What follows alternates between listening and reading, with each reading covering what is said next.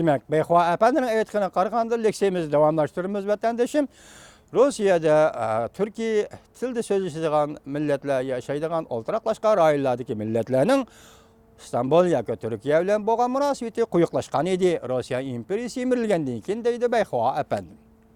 Bugun Türkiye Ukrainaning o'rligi o'tib, Rossiya axborot organlari hujum qiladigan muhim nishonga aylandi. Tahlilchilar ogohlantirib mundaq deyishdi. Rossiyani farqlantirmay Turkiya qiratgan tashviqot hujumi Rossiyani turkiy tilda so'zlashiga rayonlardagi millatlarning qarshi tarafiga o'tkazib qo'yishi mumkin.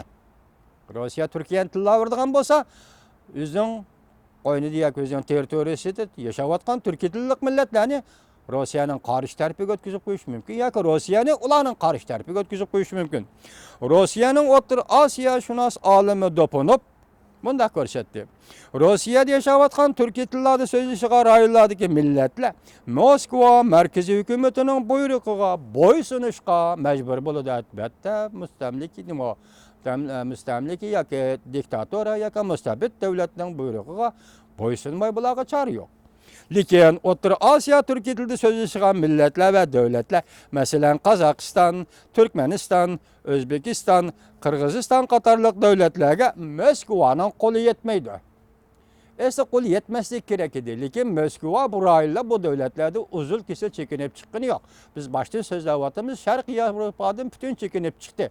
Chunki Sharqiy Yevropa xalqi Rossiyani qo'g'ladi. Ammo O'rta Osiyodan taqa Rossiya butun chekinib chiqqani yo'q. Chunki O'rta Osiyo xalqi Rossiyani qo'g'layolmadi. Bu davlatlar Turkiya bilan do'stona munosabatni, an'anaviy qarindoshlik munosabatni davomli taraqqiy qildirdi. Türk Medeniyet Xalqaro Tashkiloti yaqinda Turkmanistonning prezidenti Berdimuhamedovga mukofot berdi. Qozog'istonning manfaati, Qozog'iston siyosatshunosi Sataboyev bunday ko'rsatdi. Rossiya 1 yil burun Qrimni yutib oldi. Ukrainaning sharqida o'rislar dunyosi qurishga urindi. Shu vaqtda Rossiyalik ba'zi siyosatbozlar Qozog'istonda o'rislar yashayotgan rayonlardami o'rislar dunyosini qurishdi yoki o'rislar dunyosi ichiga qo'shib olishni tashabbus qildi, chaqiriq qildi.